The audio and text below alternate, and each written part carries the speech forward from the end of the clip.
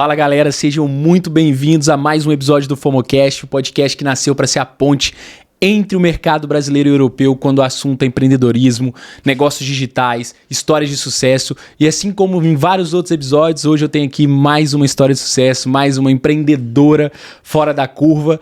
E estou muito feliz aqui, a gente está gravando em Lisboa, vocês vão estar reparando que a gente está num cenário diferente, quem acompanha o FOMOcast já há algum tempo, mas a dinâmica é a mesma, histórias de sucesso, empreendedores fora da curva e aqui muito conteúdo e muitos insights para vocês. E antes de começar, como é de praxe, vou agradecer os nossos patrocinadores, começando pela Cadence, agência de marketing de performance. Se for o momento do seu negócio ter um canal digital para alavancar as vendas, para gerar mais leads, para gerar mais negócios, entra no nosso site cadence.io. A gente usa de ferramentas como Meta Ads, Google Ads, YouTube Ads para criar, né, esse canal digital, esse sistema digital de vendas para alavancar o seu negócio. Então, se for o momento do seu negócio de crescer, deixa lá o seu contato que a gente entra em contato direto com você e entende realmente a forma agora de criar esse canal para o seu negócio crescer. E, sem mais delongas, vamos ao convidado. Larissa Abreu, seja muito bem-vinda. Obrigado por aceitar o convite. E é isso, bem-vinda ao FOMOcast. Obrigada, João. Obrigada pelo convite. Estou muito feliz que você está aqui gravando no Espaço no estúdio, Vibe. Exato.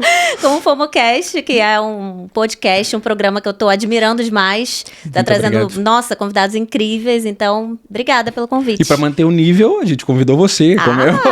Que chique! É isso. E olha, já agora aproveitando para agradecer aqui o espaço, se você também quiser explicar um pouco para a galera agora já no começo, o que é o espaço aqui seu que você desenvolveu, o Instagram que vocês têm. Então, pessoal, já fazendo um disclaimer, né? Quem faz lançamento, quem grava podcast, tem o seu espaço garantido aqui em Lisboa, entrando em contrato com a Lari, né? É exatamente isso. É um espaço que comporta aqui todas as identidades, totalmente personalizável em termos de iluminação. E aqui tem espaço para 3 pessoas gravarem tranquilamente, seja um podcast, videocast, igual a gente está fazendo aqui agora, seja um lançamento digital, um evento online. Então, assim, é para acolher mesmo os infoprodutores, empresários, empreendedores, criadores de conteúdo de um modo geral, que queiram colocar aí a sua voz, as suas ideias para o mundo da melhor forma, que é o digital, né, João? Exatamente. Muito boa definição. E, Lari, eu tenho o costume, já um padrão, de iniciar o episódio perguntando pro convidado, né, quem é ele. Então, quem que é a Larissa Abreu? Ai, meu Deus!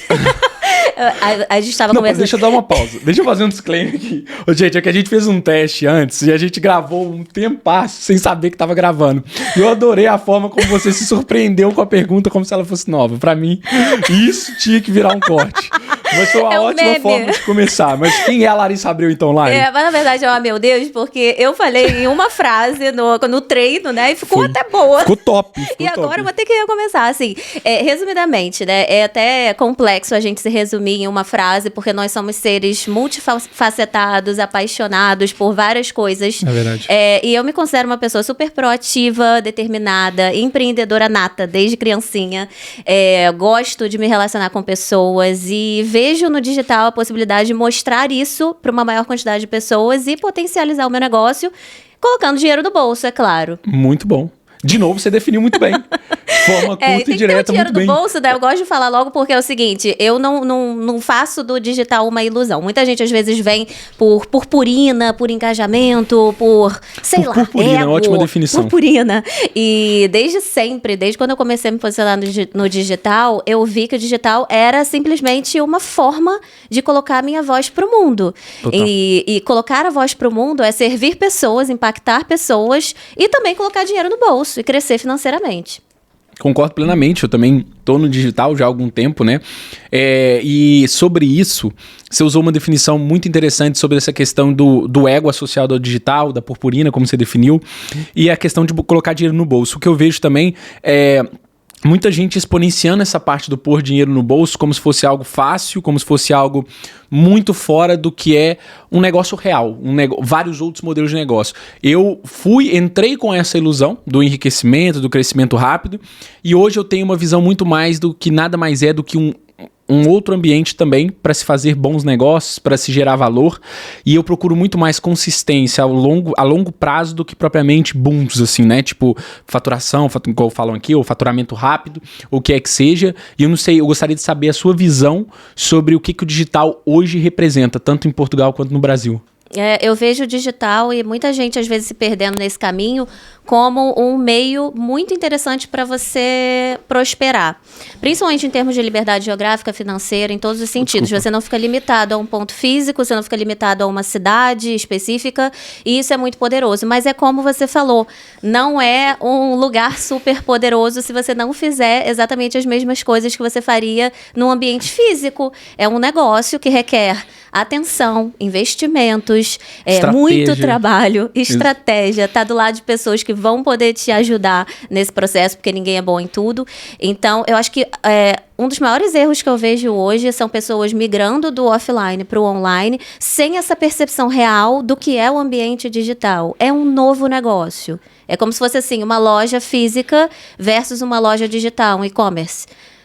O e-commerce, ele é como um negócio, também tem as dificuldades, negócio. Também tem os custos, também tem exatamente. Exatamente igual uma loja física, né? Exatamente. Só é mais escalável. Isso. E puxando o gancho da sua pergunta também, como eu vejo o digital hoje, de um modo geral, é uma oportunidade. Para mim, quem não está no digital está perdendo muito dinheiro, está deixando de ganhar muito dinheiro, porque, como você falou, no longo prazo, eu sempre fui uma pessoa que me posicionei na rede social. E eu tive, e acho que todo mundo tem, várias possibilidades. Aquela que é mais divertida e vai gerar mais engajamento, ou uma pegada. Eu já falei sobre vários nichos no digital. Comecei falando sobre desenvolvimento pessoal lá em 2016, que eu era life coach, atuava como isso. Então, eu produzia esse conteúdo. Depois eu migrei, depois de um tempo, para o turismo. Fiquei falando sobre turismo, tive resultados com isso. Foi o Geração Vibe. Vibe Lisboeta. Vibe Lisboeta, que virou legal. Depois de Geração Vibe. Mas então, desde que você chegou aqui, que você já é meio Lisboeta, então, né? Desde que você chegou aqui. Exatamente. E em cada nicho, assim, existem possibilidades, entendeu? Uma grande tentação do digital é essa parte mais de entretenimento. Quem tem essa veia mais do entretenimento acaba, talvez, vendo um resultado de engajamento muito mais acelerado do que um profissional que trabalha sua marca pessoal no Instagram, por exemplo, que tem um negócio paralelo e que vai ter que galgar mais, na minha opinião, e investir mais dinheiro também para ser visto. Só que, por outro lado, a gente precisa entender que engajamento não é relevância. Verdade. Muita gente tem engajamento altíssimo, mas não consegue vender nada que se propõe a vender na própria página. Eu mesma conheço vários empreendedores e influenciadoras que têm, sei lá, 50, 100 mil, 200 mil seguidores, mas não conseguem monetizar através do Instagram, por exemplo. Poderia ser qualquer outra plataforma. Sabe qual que é a minha opinião sobre isso? E ficou muito clara. Eu tive recente um jantar na casa de um colega, e tinha muitos produtores de conteúdo lá. E o que eu percebi é que e produtores grandes, com mais de 1 milhão de seguidores, e o que eu percebi é que tem muita muita galera do conteúdo que tem zero visão de business, zero visão estratégica. São muito bons em captar o que, pra mim, na minha visão, é o maior ativo do mundo, que não são os dados, né? Que fala que dados são o novo petróleo. Eu gosto de falar que a atenção é o novo petróleo, porque é a atenção que gera dados, né? Se ter a atenção do público voltada pra você, você capta aquela atenção através da pessoa entrar na sua newsletter, deixar o contato pro seu lançamento, todo esse tipo de fluxo, todo tipo de funil que a gente já conhece. Mas pra dizer o quê? Que foi até engraçado que tinha lá duas meninas produtoras de conteúdo, e eu falei assim, pô, legal, acabei de ver aqui como é que é o conteúdo de vocês, e como é que vocês rentabilizam isso? Como é que é o modelo de negócio de vocês hoje, Jéssica? Assim, sabe? Não há. Não há, e pareceu até que foi uma pergunta de outro planeta. Entendeu? Uma pergunta, o cara só pensa, talvez, isso é eu julgando, né? O cara só pensa em dinheiro, né? O que ele tá pensando que eu já ia estar logo pensando em monetizar? Não, se a pessoa tem 1,5 milhão de seguidores, 1,2 milhão, sei lá quantos, ela tá falando para um público que tem interesse no que ela fala. Então é normal que ela queira rentabilizar aquele público, ela queira gerar valor para aquele público. Eu não tô falando para enganar ninguém, no sentido de entregar valor para essas pessoas, né? Mas sabia que eu acho que é um mito, achar que é do outro mundo? Porque, na minha visão, a maioria das pessoas vão pro digital para ter esse alcance, essa visibilidade.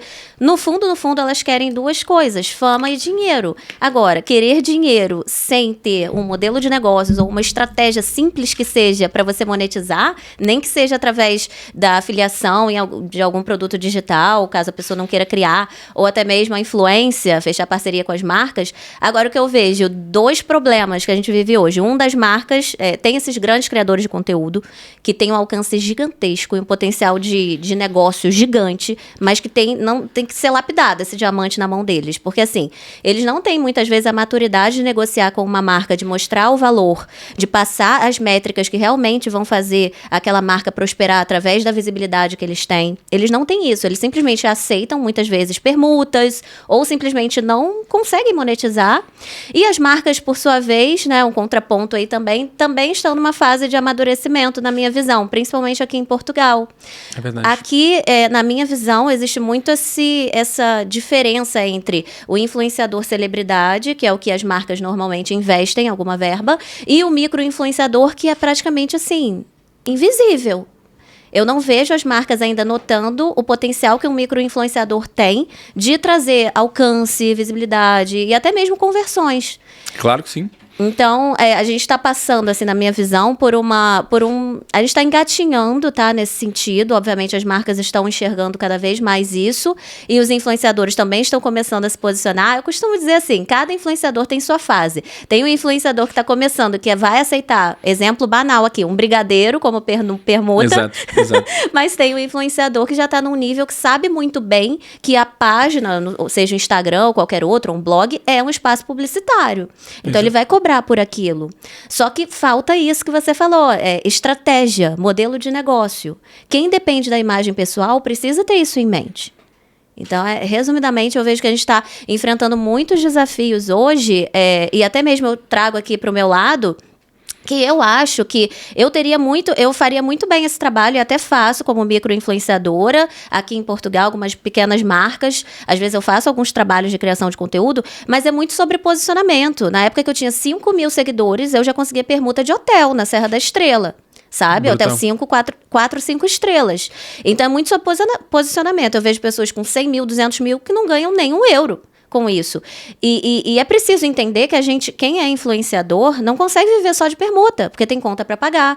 É um negócio. Por isso, justamente, que eu não foco totalmente nessa parte da influência, que eu acho que eu tenho que entrar com facão, muitas vezes aqui em Portugal, porque as pessoas, às vezes, não enxergam o valor, principalmente pelo fato, sem querer trazer aqui polêmica, mas o sotaque, por eu ser brasileira, porque, obviamente, é a mesma coisa, eu acho que isso aconteceria em qualquer país, por exemplo, Brasil. Também seria, o contrário também aconteceria. Uma influenciadora portuguesa. Exatamente. O cara falar, olha, desculpa, não vou entender o que você disse, porque no Brasil a gente tem uma Claro. consciência menor sobre o sotaque daqui. Isso. Então não é nem sobre preconceito, é sobre conexão. Exato. Conexão. Falando então muito, existem esses entraves que fazem com que, obviamente, eu já tenha despertado para isso há anos atrás e faça da influência um grande topo de funil para gerar uma conexão mais leve, mais realmente, assim, trabalhar ali uma conexão mais emocional com o meu público, falar sobre coisas mais agradáveis de consumir e atrair as pessoas para o meu infoproduto, para o meu negócio, porque eu vejo realmente isso como duas coisas separadas.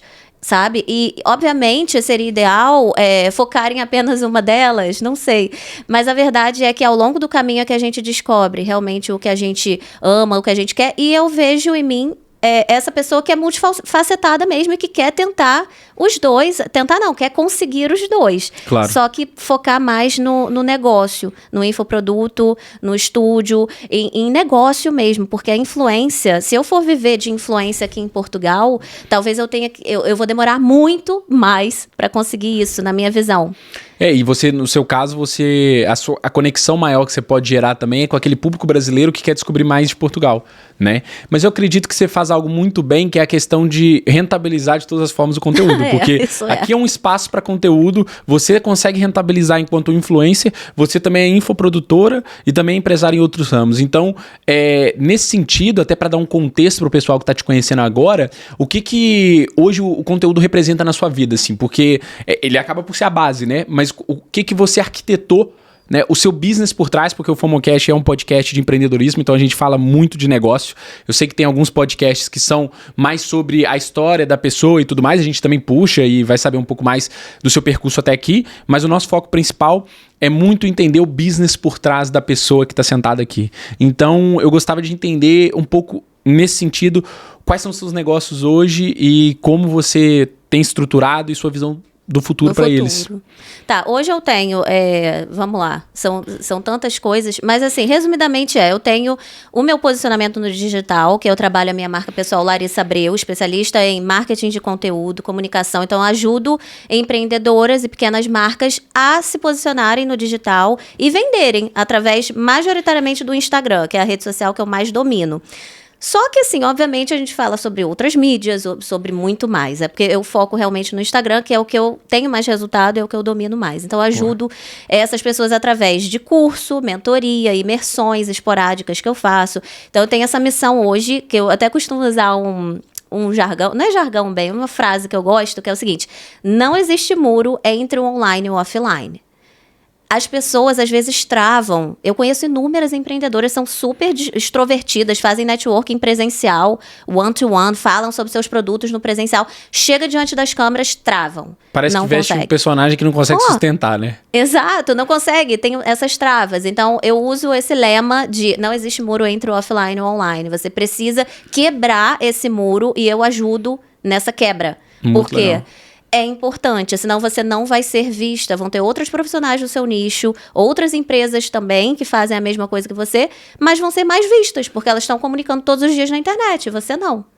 Então, tenho essa missão, eu fico até agoniada, é uma coisa assim que mexe comigo, porque o que eu conheço de pessoas presencialmente que não conseguem colocar no digital todo o seu potencial e deixam de ganhar dinheiro com isso, é absurdo. Não, e isso é muito louco, porque isso é de fato o modelo de negócio.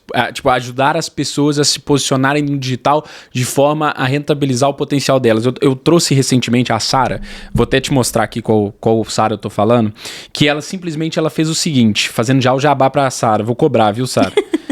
Não é em todo episódio que aqui o ticket é caro. Mas dá uma olhada.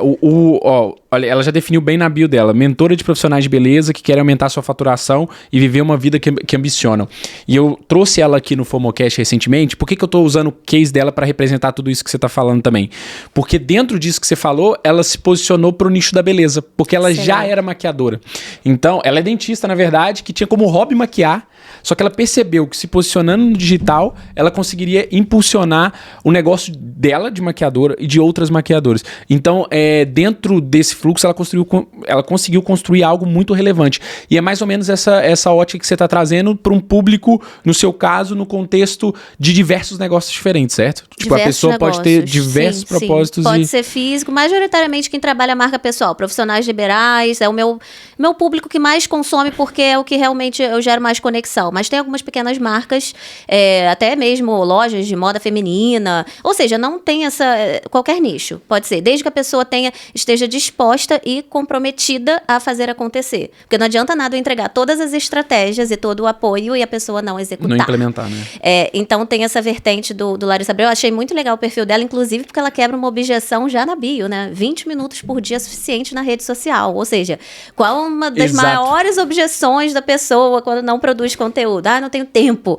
minha agenda tá lotada, eu não vou fazer, quando eu vou fazer eu levo horas e tal. Ou seja, ela mostra que tem uma estratégia rápida. 20 minutos por dia é uma coisa que você pode fazer todos os dias, sendo bem sincero. O importante é ter consistência, né?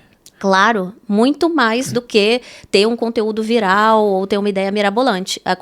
Arroz com feijão bem feito vale muito mais. Inclusive, eu tô lendo o livro Hábitos Atômicos, não sei se você já leu, que é muito top, fala exatamente sobre isso, um pouquinho todos os dias. Às vezes as pessoas... Sabe qual que seria... Desculpa te interromper, mas é porque você falou do Hábitos Atômicos, me veio logo à cabeça também É porque eu acabei por ler em sequência o Hábitos Atômicos e depois um que chama Psicologia Financeira. E a base dos dois, um para hábitos, outro para construção de um portfólio financeiro que te traga liberdade, ambos tinham uma premissa parecida que era a consistência ao longo do tempo, fazendo o que tem que ser feito, que muitas vezes é o básico. E para conteúdo não é diferente, né? Não. Às vezes as pessoas vêm e falam assim, nossa, Lari, mas você até comentou, né? Eu tava gravando stories aqui antes. Nossa, mas você com vídeo é uma naturalidade. Pega os meus vídeos de 4 anos atrás, 3 anos atrás. Não eram assim. Eu tenho uma amiga que vem me visitar uma vez por ano. Ela mora em Bragança, lá no norte. E a última vez que ela veio aqui, ela falou assim, nossa, Lari, agora tá muito mais natural os seus vídeos. Nossa, antes eu achava você meio presa e tal. Ou seja, ao longo do caminho a gente vai aperfeiçoando. Agora, se a gente não fizer um pouquinho todo santo dia que seja, ou caso você não consiga todo santo dia, pelo menos algumas vezes na semana, é muito difícil a gente melhorar se a gente não treinar, né? Não, total. Quando você falou que sua amiga de Bragança vem uma vez por ano. Gente, mas ela mora em Bragança, não no Brasil, né? Bragança é um lugar muito longe, você conhece? Muito longe nas proporções de Portugal, né? É pra Portugal, muito longe. Ela vem de ônibus, leva 7 horas, sei lá. Não, então é realmente longe. É muito longe. Não, realmente. E, João, aproveitando o fato de ter essa missão das empreendedoras, quando eu idealizei aqui o Espaço Vibe Estúdio, que é onde a gente está gravando, o que eu queria? Deixar de trabalhar da mesa da minha casa. Por quê? Isso impacta a nossa produtividade, eu não sei, pelo menos a minha. Todos os dias. Eu falei, gente, eu tomo café da manhã, eu almoço, eu janto, eu trabalho, eu fico bêbada na mesma mesa. Exato. Precisa de um ambiente. Tem que e eu tinha realmente o objetivo, e tenho, né? Depois eu vou falar sobre isso do podcast, de produzir um conteúdo mais profissional pro digital. Porque o digital, não é que você, para começar, precise ter um super microfone, uma super iluminação, não é isso. Mas, ao longo do caminho, a gente vai aperfeiçoando e deve aperfeiçoar. Então, eu cheguei num nível que eu pensei assim, poxa, hoje eu tenho condições, através do meu trabalho no digital, eu tenho condições de ter um espaço para eu gravar meus conteúdos, meu curso, e ainda possibilitar espaço para as minhas alunas, minhas clientes ou qualquer empresário, infoprodutor, ter esse espaço também. Porque, sério, minhas clientes, elas têm na faixa de, a maioria, alunas e clientes, 45 anos, 48, tem filhos adolescentes, não tem ambiente em casa para gravar. Não tem a mínima ideia do que criar, como criar um curso online, ou como roteirizar, ou como ter um ambiente assim para gravar ou serem entrevistadas. Eu já tive algumas que vieram aqui, que eu fiz script junto, até um serviço do Espaço. Eu faço o script junto, a gente pega o que as pessoas querem saber. Top, meio que você une o pacote inteiro do que é produzir conteúdo, né? Total. E outra, eu sento do lado delas, entrevisto, ou seja, fica nesse cenário no YouTube. E o que acontece? Teve um episódio, só pra você ter ideia, de 1h30 de uma médica, a gente conseguiu tirar dali 37 Reels e 9 vídeos pro YouTube. Em 1h30 de conteúdo. Quanto tempo uma mulher dessa, uma profissional dessa, levaria para produzir todo esse conteúdo que ela produziu em 1 hora? E ainda num ambiente que chama a atenção, porque como você falou, a grande moeda da vez é a atenção, ou seja, um bom áudio, uma boa imagem, um bom visual. Isso impacta no resultado também, é óbvio, porque é a capa do livro, né? Não é nem o que vai reter a pessoa muito tempo ali e que vai fazer ela comprar de você. Não é só o visual, não é só o áudio. Mas é o que vai fazer ela prestar atenção em você. Sem dúvida. E cada vez a régua tá mais alta. Então, por exemplo, um YouTube, dificilmente você começa com a câmera do seu celular, igual era antigamente, assim, que a gente vê vários cases onde a pessoa realmente começava com o que tinha. Hoje em dia tem alto investimento de produtores de conteúdo em plataformas como o YouTube. Eu acho que no Instagram, o nativo, que é essa questão mais assim, feito à mão, entre aspas, também ainda funciona, mas cada vez mais existe essa valorização do que você está falando, que é um bom ambiente, uma boa estrutura, uma boa câmera, um bom áudio, sem dúvida. É um grande mix, né? Porque, como você falou, concordo 100%, o Instagram é mais orgânico, mais caseirão, né? Mas assim, imagina, você tá lá no feed vendo os Reels, com o dedinho lá. O que chama mais atenção? O ambiente lá do FOMOcast, onde você grava, ou aqui? Ou simplesmente um ambiente um pouco embaçado, uma coisa... Então, assim, a grande sacada também dentro do Instagram, pelo menos, é esse mix de imagens, vídeos, peças gráficas, coisas, posts estáticos. É isso que gera realmente um resultado ali dentro. E faz todo sentido. Eu acredito que, assim, e que é para uma persona muito específica também. Que é para alguém que já tem consistência, começou recentemente, tem consistência. Por exemplo, meu caso, modéstia à parte. Eu tenho consistência, comecei há 1 ano, realmente a entender o valor que o conteúdo poderia ter para o meu negócio e para minha marca pessoal. E agora poderia ser o próximo passo, profissionalizar a sério a nível de áudio, de câmera e tudo isso. Isso faz sentido. Mas eu vejo que para algumas pessoas pode ser mais uma desculpa para não começar. E vou te falar de 2 objeções que eu quero ouvir de você. Que uma é essa, achar que tem que ter muita estrutura para começar. Que na minha visão, para começar não tem que ter, para profissionalizar tem que ter. Então, por isso que eu acho que a sua persona é essa mesmo que quer profissionalizar. E uma que é muito forte no conteúdo, que é o julgamento alheio. Que todo mundo acha, que todo mundo tá prestando... Ai, que a tia Valquíria vai falar mal de mim, tá? Entendeu? Tipo, foda-se a tia Valquíria, com todo respeito, né? E cara, tipo... É porque muitas vezes os seus familiares, os seus amigos não são o seu público-alvo daquilo que você desenvolveu. Então, quem quer te apoiar, ótimo. Quem não quer... né, paciência, né? Qual que é a sua opinião sobre isso? Esse da objeção da tia Valquíria. Né?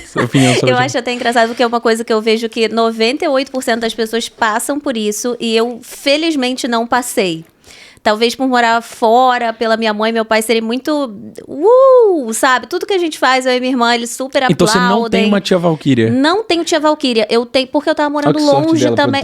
Mas é raridade, né? É raridade não ter a tia Valquíria. Sempre. Olha, eu tenho muitas pessoas, alunos, clientes e tal, que até confessaram algumas coisas pra mim, que eu fico assim, perplexa, mas que é a realidade, que é o seguinte...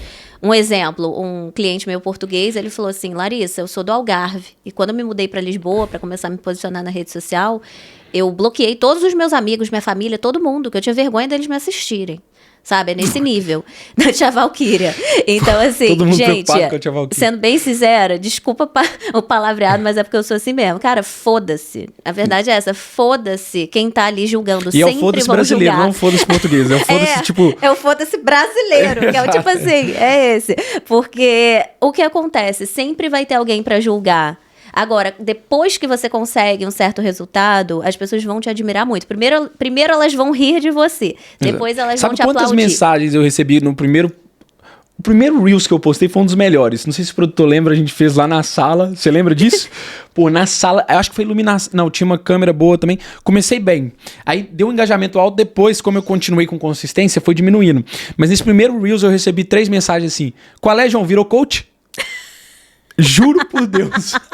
De 3 amigos perguntando se eu tinha virado coach. Eu falei, não, quem dera ter virado coach. Porque eu admiro muito a profissão. Inclusive, já fiz acompanhamento com coach. E gosto mesmo de tudo que permeia esse ecossistema do coach, do desenvolvimento pessoal e tudo que tem a ver com isso. Agora, o fato é, as pessoas elas querem menosprezar aquilo que você está fazendo, inconsciente ou conscientemente. O que importa? Nada, como você disse, você usou muito bem a palavra que define isso, mas de fato é uma das maiores objeções que eu vejo aí da galera na hora de se posicionar nas redes sociais, né? Tem uma pergunta para você e para vocês aí também, que outro dia eu ouvi num podcast da O Vênus Podcast, e ela perguntou assim... pra pessoa. Você lembra, e aí eu tô te perguntando agora, João, você que tá aqui comigo. Você lembra o nome do irmão do teu bisavô? Eu vi esse corte, adorei. Cara, foda-se, daqui a pouco você não vai ser nem vão lembrar teu nome, nem da sua existência. 100 anos, ninguém nem lembra que você existiu e você preocupado com a tia Valquíria. Porra! E outra, cara, assim, tem coisas que realmente precisam ser trabalhadas. Tem gente que é muito travada e precisa trabalhar as crenças limitantes. E até sugiro um processo de coaching com algum profissional de confiança, porque funciona. Eu sou uma grande entusiasta de programação neurolinguística, desenvolvimento pessoal, isso mudou a minha vida. Eu acho que eu já até te falei numa live, você me perguntou qual tinha sido o estalo, assim, a grande chave. Na verdade, eu não acredito numa única grande chave, mas uma das foi realmente ter participado de treinamentos com base em PNL. Porque desenvolvimento pessoal, autoconhecimento, depois que a gente entende o que a gente é, e como a gente se posiciona... É uma droga que depois não dá pra voltar atrás, né? Surreal. Então, quando você conhece o desenvolvimento pessoal, depois é difícil você voltar atrás, né? E é constante. A gente nunca pode achar que estamos, agora eu sou super, né? Super me autoconheço, eu sei tudo sobre mim. Não, nesse momento você pode ter certeza que você está errando, porque é algo que a gente sempre precisa evoluir, aprender, é constante. E um ponto também, voltando um pouquinho atrás... tem 2 coisas para voltar atrás. Qual que eu volto primeiro? Da ring light? Que a gente tem, da ring light, gente. Ouço tanta objeção. Ai, Lara, eu não tenho ring light. Eu só vou postar quando eu fizer o meu ensaio fotográfico, porque eu não tenho foto boa. Gente, hoje em dia, quem não tem um celular bom, as câmeras do celular são maravilhosas, pelo amor de Deus.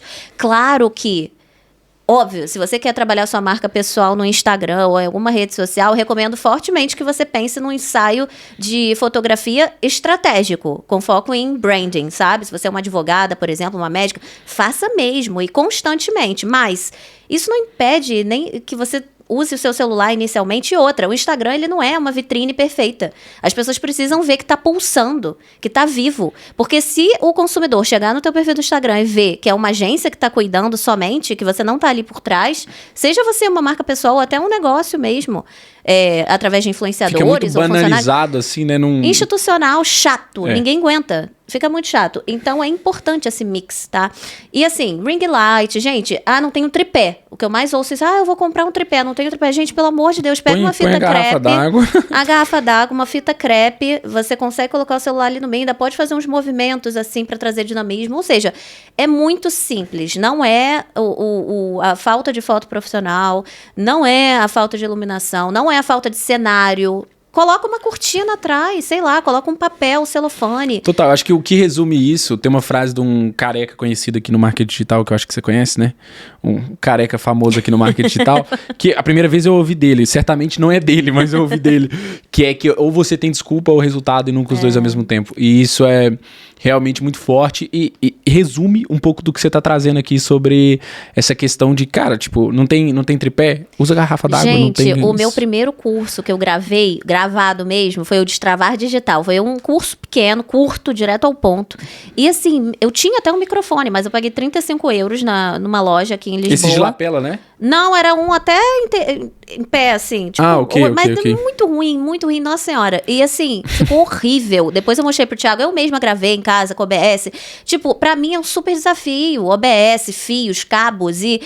Achar o ângulo, achar não sei É difícil, mas eu fiz acontecer, eu gravei, entendeu? Pessoas foram impactadas por aquele conteúdo. Eu coloquei dinheiro no meu bolso por causa daquele conteúdo. O som tava péssimo, tá horrível, a imagem turva não tava legal. Mas pro meu momento era o que eu podia fazer. E isso faz muito sentido e também casa com uma coisa que é interessante a gente trazer, que na minha opinião tudo isso ajuda muito, mas ao fim e ao cabo o que importa é o conteúdo, né? Eu tô numa comunidade que é o RD, que chama Reservatório de Dopamina, que é desenvolvimento pessoal. O cara se chama Eliezer no Brasil, ele cresceu muito, hoje ele tá muito grande lá no Brasil, e ele é psicólogo, mas tem um mestrado, doutorado em neurociência, algo do gênero. E ele, o que é o Reservatório de Dopamina? Você paga ali R$39,90 por mês, né, uma assinatura, como se fosse um Netflix, e ele solta vídeos semanais ensinando sobre alguma coisa. E então por exemplo, explica sobre produtividade, explica sobre o sono, explica sobre relacionamento, a relação do cérebro com essas questões. Porque eu sempre gostei muito de estudar essa parte científica do desenvolvimento pessoal também. Então meio que como que a gente pode hackear o nosso corpo, né? O produtor vai até lembrar que eu tinha, né? Porque no caso o produtor hoje é meu irmão, não é o Rodrigão, mas o Thiago vai lembrar que eu tinha o costume de acordar às 5 da manhã, tomar banho gelado, fazer respiração do Wim Hof. Ele ficava doido, ele achava que eu precisava realmente de uma ajuda. Mas por quê? Porque eu sempre fui muito curioso em entender como que eu poderia melhorar em certo aspecto, entendeu? E eu acho que o conteúdo, ele é muito sobre isso, porque na base, o maior ativo do seu conteúdo é o seu conteúdo. É o valor que você gera, certo? E depois você ter formas de gerar isso de uma forma tirando atrito, ou seja, com áudio melhor, com a câmera melhor, ajuda muito, né? E é isso, isso vai de encontro com o produto em si, com o infoproduto, né?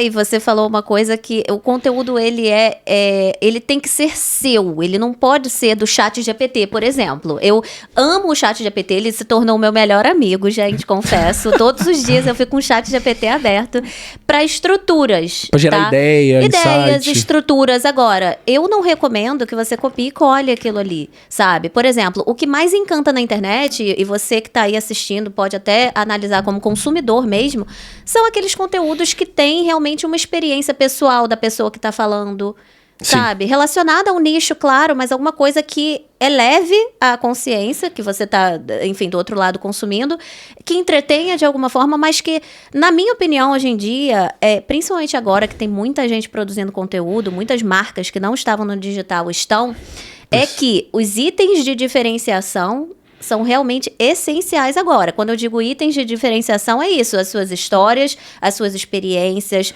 tudo que você aprendeu com aquela trajetória e colocar isso dentro da sua rotina de conteúdo. Porque senão você vai ser simplesmente um Google ambulante, não vai gerar conexão com as pessoas e as pessoas compram por conexão. Elas não compram simplesmente... Muitas vezes é óbvio, principalmente você do e-commerce, vai me matar aqui agora. Como não, Lari? Chega no e-commerce, é claro que a gente tem certas necessidades que a gente vai buscar online e a gente precisa, sei lá, preciso de um iPhone. Vou lá na internet, vou achar um e-commerce, vou comprar, eu tenho essa necessidade. Mas a grande verdade é por que iPhone? E não sei lá, Samsung. Então, assim, a gente compra por conexões mesmo, é fato. Você pode dizer o que você quiser aqui agora para me convencer que não. Porque a gente até depois vai buscar justificar pra gente mesmo, racionalmente, o motivo pelo qual a gente comprou aquilo ali. A gente compra no emocional e justifica com o racional, né? Exato. Então, quando a gente fala de produção de conteúdo, eu tenho pessoas, a minha última consultoria individual que eu dei anteontem, eu pergunto, né, de onde a pessoa vem, tem formulário e tudo mais. E ela me disse o seguinte: eu vim do Surtadas em Lisboa, que foi um podcast que eu criei na pandemia, com 2 outras guias de turismo na época, e a gente gravou 10 episódios, cada uma da sua casa. E essa pessoa, que até então nunca tinha interagido comigo, fechou uma consultoria de vendas pelo Instagram. Ou seja, e aí é até aquele ponto que eu acho que eu já conversei com você sobre o conteúdo. Muitas vezes, na minha visão, e o que eu aprendi ao longo da minha produção de conteúdo em vários nichos, é o seguinte: muitas vezes você vai vender falando coisas que não tem nada a ver com o que você vende. Tá? Eu não sei se já aconteceu com você, de algum posicionamento seu na internet, seja no FOMOcast ou Já aconteceu. E a pessoa vem te procurar pela conexão e pelo seu posicionamento, pela forma que você fala, pelas suas ideias, por tudo que você representa na mente dela. Total. Então, assim, não se trave, sabe? Eu sou manicure, só posso falar sobre unha. Não, dá pra falar sobre outras coisas que possam interessar o seu Mesmo público. Porque na linha editorial vai ter as vertentes que fazem parte da sua vida, né? Então eu vou dar um exemplo da minha. Hoje, a pauta principal do meu conteúdo é o que a minha empresa entrega, que é o marketing, né? O marketing de performance, funil de vendas online, crescimento através de canais digitais, mas eu também posto a minha rotina né, de exercício físico, posto a minha rotina de estudo, de uma série de coisas que fazem parte do que é o meu eu profissional e do meu eu pessoal. Eu e minha mulher, tudo isso eu trago na narrativa que eu construo porque é parte do João, entendeu? Então, isso não tem como fugir. E eu queria agora também te fazer uma pergunta, que é uma pauta que eu acredito que a gente tem muita autoridade nessa pauta, mas antes eu queria perguntar se a Amandinha pode trazer um café. Que e aí eu queria convidar o pessoal a buscar um café também, que a gente tá aí mais ou menos na metade do episódio e o pessoal acompanhando a gente, então buscar um cafezinho, agradecer muito a nossa Head of Photographic aqui, a Amandinha, pelo favor de trazer um cafezinho, mas a seara que eu queria entrar, eu não sei se você quer o café também? Não quero café não, só avisar pra Amandinha que não tenha trava, você vai ter que esperar quando acabar a xícara, você para o botão, porque não tá programado pra parar sozinho. A gente até poderia fazer um vlog tirando o café, mas as câmeras estão estáticas. Como tirar um café? Gente, ia dar muito alcance, tá? Se você for procurar no YouTube como beber um copo d'água ou como tirar um café, possivelmente vai ter mais alcance do que um conteúdo. Eu acho que o termo mais pesquisado, aí já fugindo do assunto, é como fazer arroz. É um dos termos mais pesquisados. Mas depois vocês deixam um comentário aí se vocês realmente tiraram um café, porque quanto mais comentário, mais o vídeo é entregue. E eu agradeço imenso. Mas a seara que eu queria entrar aqui, Lari, era sobre essa diferença, porque a gente tá falando do conteúdo como base do nosso episódio, que também é base da sua estrutura de negócio, mas falar dessa diferença entre Brasil e Portugal, que acaba que é também uma pauta que você domina muito, algo que você tá muito interagindo com pessoas que têm interesse. Então, dentro do conteúdo, dentro do empreendedorismo, o que é essa diferença, na sua visão, Brasil e Portugal? É como comparar arroz com feijão. São duas coisas completamente diferentes, apesar dos pilares... Mas se complementam. Se complementam. Apesar dos pilares serem muito parecidos, tá? Existe uma grande diferença na produção de conteúdo das marcas aqui e das pessoas aqui em relação ao Brasil. O Brasil é um país muito americanizado. Então, a gente, lá no Brasil, as pessoas surfam muito nas pautas quentes do momento, nos acontecimentos. Para tudo tem um meme, para tudo tem uma pauta. As pessoas conversam mais sobre coisas que estão acontecendo. E lá no Brasil é muito comum as marcas trazerem isso para dentro da produção de conteúdo. Tá? Aqui em Portugal não vejo isso. Uma ou duas marcas talvez, mas nem sei citar quais são. Foram coisas que uma da IKEA. Uma vez a IKEA fez um post de Halloween que me chamou muito a atenção. A IKEA Portugal. Mas assim... A diferença que eu vejo é que aqui as marcas se posicionam mais como uma vitrine no Instagram. Até porque o consumo aqui de Instagram não é igual ao do Brasil e tá longe de ser. O Brasil acho que é o segundo maior país, né? Com o Instagram.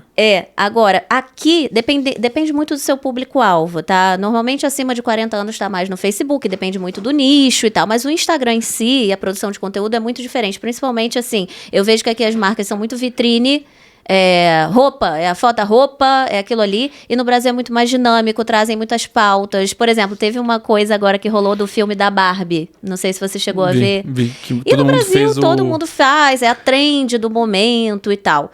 E assim, eu vejo essa diferença. Eu vejo que no Brasil rola muito mais o entretenimento com informação. Aqui é uma coisa mais institucional. Aqui eu ainda vejo marcas postando, sei lá, o dia do beijo. No Brasil eu não vejo mais isso há muitos anos. Não existe mais dia do beijo. Feliz dia do trabalhador. Tá, mas e aí? As pessoas querem mais. E eu acho que Portugal vai sim evoluir. Não, nunca vai ser igual ao Brasil. E não tem nem que ser, sabe? É isso que eu ia dizer. Não tem que ser. É porque não é nem sobre certo ou errado, um mais à frente do outro. É tipo assim, realmente, em conteúdo, em digital, em marketing, o Brasil, e isso todos os amigos portugueses me falam, está bem à frente, assim como os Estados Unidos está bem à frente do Brasil. Mas tem coisas que engajam no Brasil que nunca vai engajar aqui, porque não é cultural. Tipo, igual você falou a questão da Barbie. Aí muitas marcas fizeram, muitos infoprodutores fizeram brincando na Barbie. Tipo, no banner da Barbie, do filme. E é uma coisa que gera super engajamento no Brasil, porque a gente é muito debochado, gosta muito de meme, não sei o quê. Aqui tem também essa veia, mas não é tão forte. A gente olha o mercado americano e inglês sobre infoprodutor. O posicionamento do inglês é diferente do americano. Total. E eu vejo que as pessoas às vezes trazem esses costumes pra cá. Esse da Barbie eu até postei porque eu tenho um público muito brasileiro, mas não foi tão bem. Só foi bem porque é bonito, tinha ali, mas não é um conteúdo que agregou. Mas o que acontece, eu vejo... Obrigado. Quê? Não, tá bom.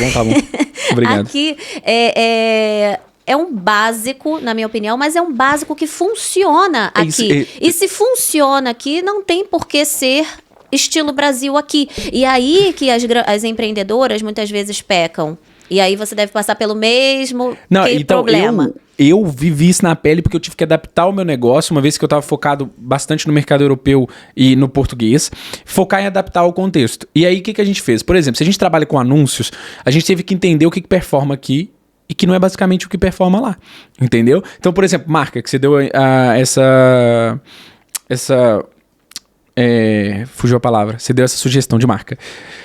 Acontece a mesma coisa. Por exemplo, aqui, num contexto de e-commerce, a marca se vendendo, muitas vezes funciona bem uma campanha de catálogo, por exemplo. Que é muito bem. Produto. No Brasil, o Reels funciona muito mais. Agora, Reels do produto funciona bem. Mas te dou um exemplo que vai, assim, também ser muito dentro do seu ecossistema, que é infoprodução.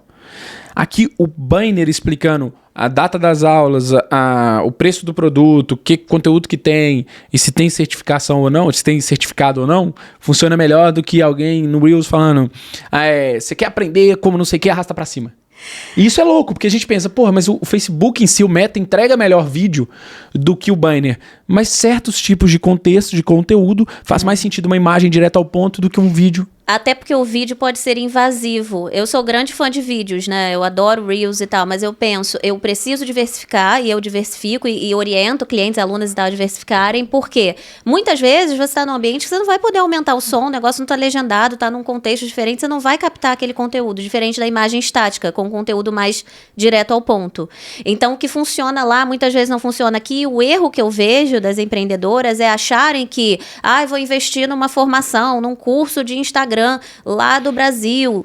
Eu já fiz alguns e são, de fato, tem um que eu acho maravilhoso. O fato é, o mercado aqui é diferente, o mercado europeu é muito diferente. E não vai ser um curso lá do Brasil que vai te trazer um respaldo em termos de comportamento de consumo na Europa, em termos de o que funciona aqui, o que funciona lá. É preciso realmente estar inserido e viver isso daqui para perceber na prática como funciona o mercado aqui. Porque você pode estar no Brasil, fazer inúmeras pesquisas de mercado, mas a nossa vivência aqui, na minha visão, conta muito mais. Porque a gente está lidando com os empresários, lidando com as pessoas de um modo geral, na padaria. A gente entende como funciona. E muitas vezes aqui, o que é legal no Brasil é visto como invasivo. E aqui também tem outra questão, que é o gatilho da segurança, que as pessoas precisam estar seguras de que realmente aquilo funciona, que tem garantia. Não é igual no Brasil, que as pessoas compram por impulso. O gatilho no Brasil de escassez, urgência, funciona muito melhor. Os gatilhos, né? Não falei plural. Funcionam muito melhor do que aqui. Aqui você vai virar para um português, botar a faca no pescoço dele falando tem que ser agora, não sei o que. Ele vai olhar para você e falar, foda-se. foda-se. Tipo, Exato. Definiu bem, falar, então não quero. Foda-se, não quero. Então, foda-se, não quero. Exato. Então, existem essas diferenças culturais. É mais sutil. Existem esses gatilhos, as pessoas também interagem com ele, porque o ser humano é o ser humano, mas como você disse, não é tão agressivo. É muito mais sutil para realmente encaixar. Quando a gente vem com uma abordagem muito abrasileirada na copy, na página, vai dar errado, mas vale você se posicionar como algo do Brasil que está sendo vendido aqui, do que tentar mascarar para vender aqui. Se você ainda não tiver esse posicionamento cultural, se você não entender com profundidade esse posicionamento cultural, a diferença que dá. Essa é a minha opinião nesse sentido. Exato. São dois universos diferentes e existe esse meio termo que é o que a gente vive, né, João? A gente que trabalha diretamente com os dois países e outros países também, por exemplo, dentro do meu método tem brasileiras na França, brasileiras na Espanha, brasileiras na Bélgica, brasileiras na Irlanda. E por que elas compram? Porque elas se conectam comigo, para além do conhecimento, é claro. Mas por isso que quando eu falo que quando o conteúdo, posicionamento vale muito, porque quando a gente compartilha as nossas vivências, as nossas experiências e leva a um ponto, conduz a pessoa para um ponto de que hoje eu tô com uma coisa, hoje eu tenho um resultado que ela gostaria de ter e eu tô numa situação parecida com a dela. Já estive, na verdade, numa situação parecida, começando um negócio, sem conhecer muita gente. Uma das grandes dores de uma brasileira fora é não conhecer as pessoas e ser julgada por ser brasileira. Isso. Quando eu entrei na Century 21 aqui, que eu trabalhei como corretora, consultora imobiliária 3 meses, eu não gostei na época que eu me mudei, ela virou pra mim e falou, você vai ter que ralar muito, porque você, além de ser mulher, é brasileira. Então a gente sofre alguns preconceitos, foda. Sim, é inegável. Mas, como tem várias outras, nacionalidades. Preconceitos existem em qualquer lugar. Não, isso, a gente perde esse contexto, porque realmente você vai olhar o copo meio cheio ou meio vazio, né? Eu tive recentemente também numa pelada de uma galera nova, que eu acabei por fazer amizade e tal, e tinha um menino que falou, tô aqui há 3 anos, não tenho um amigo português, não sei o quê, realmente não me identifiquei muito aqui, mas, e eu perguntei, mas quando você chegou, você se abriu pra isso ou você já chegou num posicionamento tipo de você mesmo ter preconceito com a cultura? Porque eu tenho diversos amigos portugueses, eu me adaptei muito fácil, assim como eu me adaptei fácil na Alemanha. O meu problema mesmo lá foi o clima. Mas pra dizer o quê? Também tive colega português que fez Erasmus no Brasil, intercâmbio no Brasil, e passou o pão que o diabo amassou. Tipo, era zoado na sala, era zoado fora da... Sabe? Então, tipo assim, a gente não sabe como é o contrário. Claro, também. Sem e nós dúvida. somos um país... Parece que não, porque a gente país da alegria, do carnaval, não sei o quê, mas a gente é um país preconceituoso pra caramba. Total. Eu nem penso, nem falando especificamente de Portugal, não. Mas o fato de existem algumas dores e objeções do meu público que eu entendo muito bem. E eu tô trazendo isso mais no sentido de, talvez, a pessoa que tá ali do outro lado assistindo tenha também pontos em comum com o público-alvo e que possa trabalhar sutilmente a ponto de gerar conexões e o resultado é venda. Total. É isso que eu quis dizer, entendeu? Não, e faz todo sentido, porque eu sou a parte comercial, tipo assim, eu lidero a parte comercial da minha empresa. Então eu falo com muitas pessoas, e tem pessoas que são leads mais frios. O que são leads, pra quem não sabe, né? São potenciais clientes. Mais frio do gênero, não conhecem tão bem a empresa. E aí, de 10 telefonemas, eu tenho 2, 3 que são desligar na cara. Ouve sotaque, ouve coisa, já... Entendeu? E você acha que eu tô preocupado com isso? A maior parte dos meus clientes são daqui, eu tenho um volume gigante de clientes portugueses, eu tenho bons relacionamentos aqui, bom network. Isso eu sei que faz parte do jogo, é parte da minha taxa de conversão. Claro. Então eu já desassociei o emocional disso. Em outro país teria outros motivos para eu ter quebra de conversão. Eu só associo como número. Eu literalmente desassociei isso para não colocar o emocional nisso e depois ficar com tensão em relação ao ambiente, à cultura, o que é que seja. Eu também acho, tá certíssimo, eu também vejo. Mas eu sei que acontece. Eu sei que acontece muito. Uma coisa é isso que você falou, não é que você feche os olhos porque a gente sabe que isso acontece, ponto. Mas até que ponto o que acontece te influencia? Eu também penso da mesma maneira. Eu acho que a gente tem que... Sabe o que acontece? Quando a gente tem resultados e a gente impacta e a gente busca o nosso melhor e servir e fazer acontecer...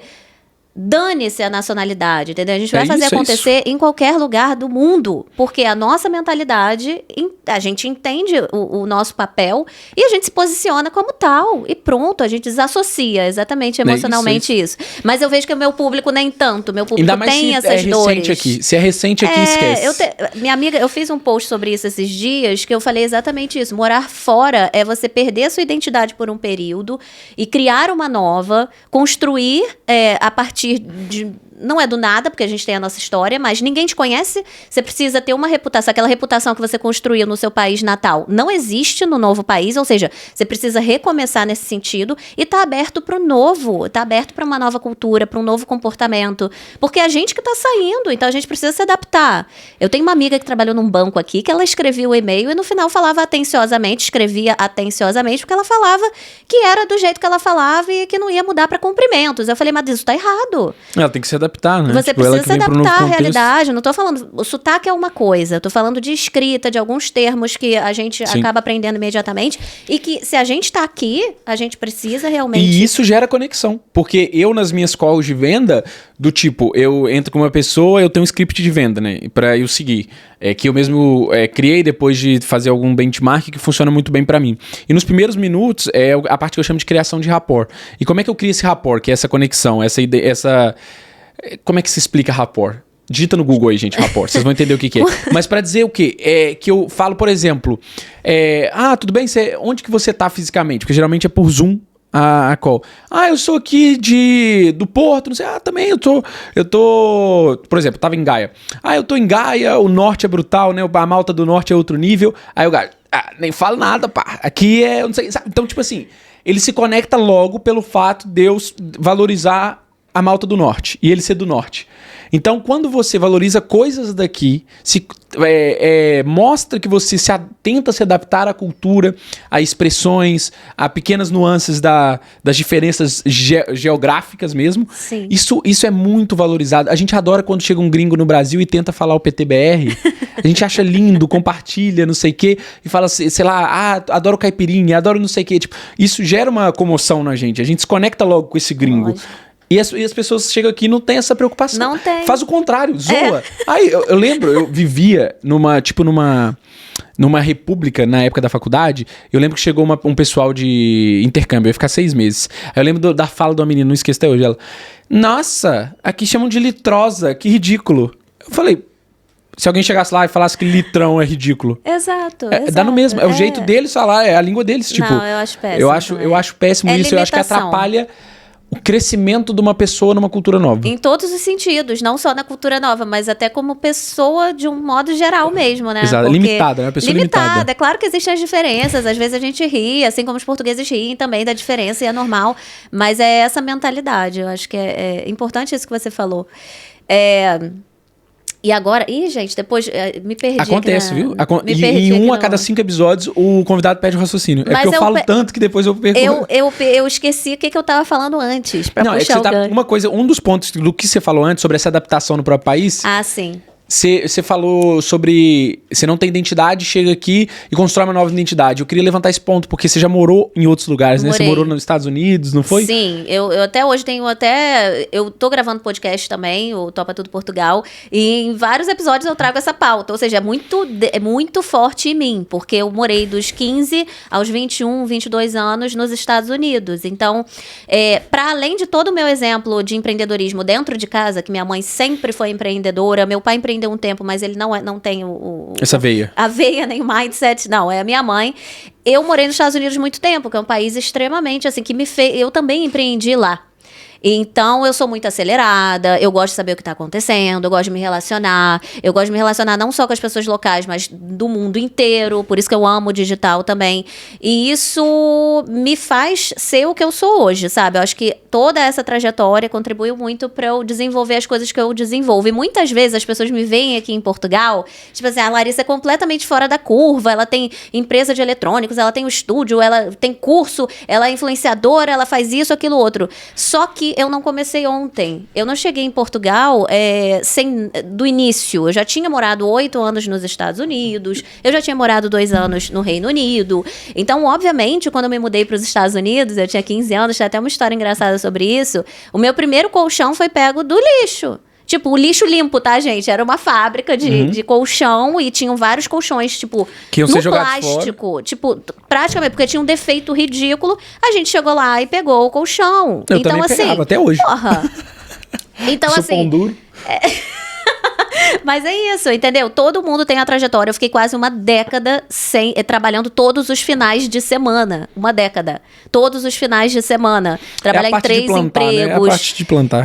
Ter empresa. Na época eu empreendia e fazia também o bartender. Ou seja... então, por exemplo, foi uma construção. Claro. E hoje eu estar nessa posição em Portugal, a ponto de também ter uma certa verba para investir e ter um pouco mais de flexibilidade, um pouco mais de tempo, foi porque eu também construí num outro país antes. E no Brasil também. Depois que eu voltei, a gente precisa recomeçar. Claro, porque claro muita gente não fala sobre isso, mas quando você se muda, imagina hoje se você voltar a viver no Brasil. É um processo também de readaptação que eu vou te falar que para mim foi mais difícil me readaptar ao Brasil do que me adaptar aos Estados Unidos. Eu acho que eu não me adapto mais.